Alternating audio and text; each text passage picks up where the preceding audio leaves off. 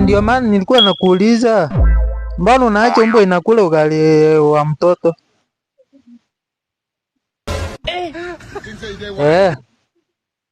Sasa mtoto atakula nini ukifanya hivyo? Mama yangu, game over. Mtoto atakula nini ugali? Sasa huyu game over. Mwenye uwanja wake kaingia. Unaona hiyo sasa? Nitakuja kesho tumalize. Sawa. Weya.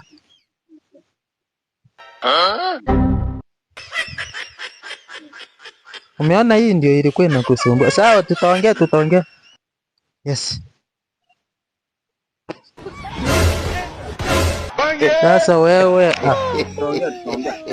lakini ya mwisho.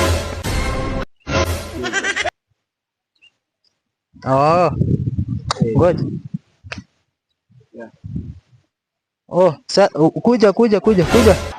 Kuja nikuambie kitu fulani.